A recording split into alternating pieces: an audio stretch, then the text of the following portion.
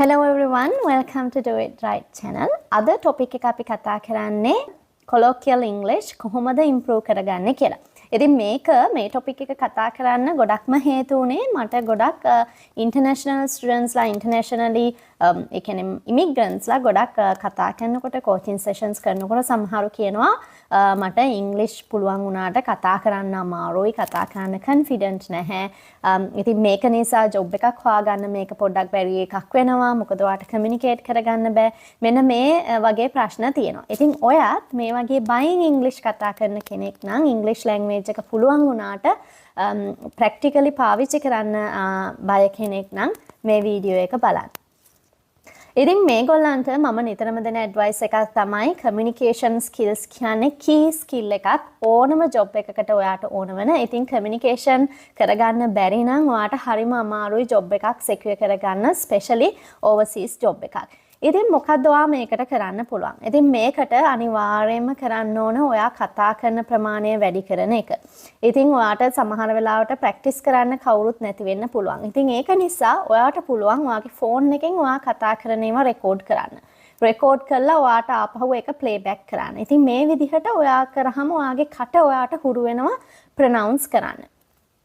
තව විදිහක් තමයි ඔයාට පුළුවන් English videos ඔයාගේ ෆෝන් එකෙන් play කරලා ඒක pause කරලා ඒ කියපු එකම ආපහු repeat කරන්න. එන්න ඒ වගේ කරාමත් ඔයාට පුළුවන් ඔයාගේ කට හුරු කරගන්න මේ English words කියන්න පුරුදු වෙන්න. එතකොට ඔයාට පොඩ්ඩක් තියෙන බය නැති වෙලා යනවා. ඉතින් මෙන්න මේ දේවල් try කරන්න. ඔයා ගෙදර ඉන්න වෙලාවට ඔයාට කවුරුත් practice කරන්න කෙනෙක් නැත්නම්.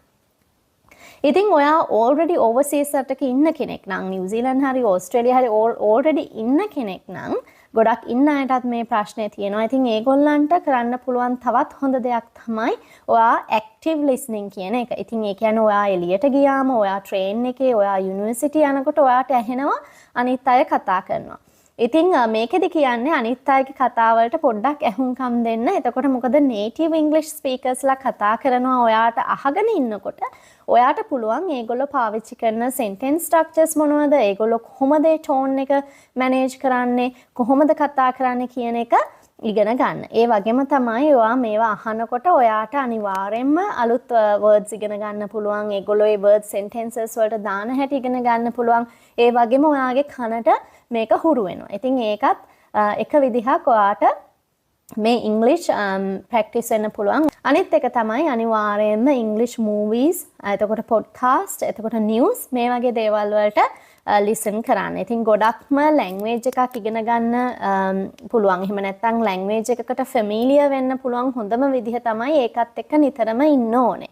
ඉතින් ඔයා touch එකේ හිටියේ නැති වුණොත් ඔයාට ඒක කරන්න අමාරුයි. ඒක නිසා අනිවාර්යයෙන්ම ඔයාට ඔයාගේ දේවල් පොඩ්ඩක් English පැත්තට focus කරන්න වෙනවා. අනිවාර්යයෙන්ම ඔයා බලන දේවල් English news, movies ඒ වගේ දේවල් බලන්න. ඉතින් ඔයා ඒක ආසාවෙන් බැලුවම ටිකක් actively බලන්න ඕනේ. ඒ කියන්නේ නිකන් බලනවා නෙමෙයි. ඒ වගේ කතා කරන දේවල්, ඒ වගේ dialogues මේවට actively listen කරොත් විතරයි ඔයාට ඒ phrases, ඒ words අඳුන ගන්න පුළුවන් වෙන්නේ.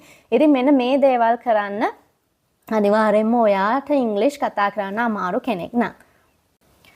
එතකොට ගොඩ අය කියනවා මට ඉන්ටර්විව් වලට යන්න රෙඩි වෙන අය. ඉතින් ඉන්ටර්විව් එකට යන එකත් ලොකු ප්‍රශ්නයක් වෙලා තියෙනවා. ඉන්ටර්විව් එකේ ආන්සර් කරන එක මේ ඉංග්‍රීසි කතා කරන්න තියෙන බය, එහෙම නැත්නම් ඒ ප්‍රැක්ටිකලි ඉංග්‍රීසි කතා කරන්න බැරි එක.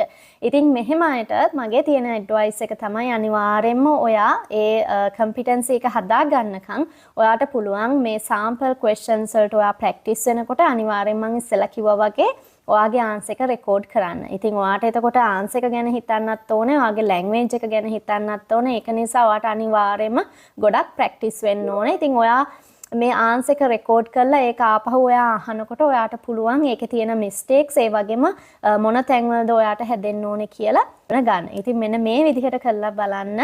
මේ විදිහට ලැන්ග්වේජ් එකට ෆැමිලියර් වෙන්න බලන්න ඔයාත්. මම හිතනවා මේ වීඩියෝ එක හෙල්ප්ෆුල් වෙන්න ඇති කියලා. අපි අලුත් වීඩියෝ එකකින් ආපහු හම්බෙමු. Till then you take care and bye bye.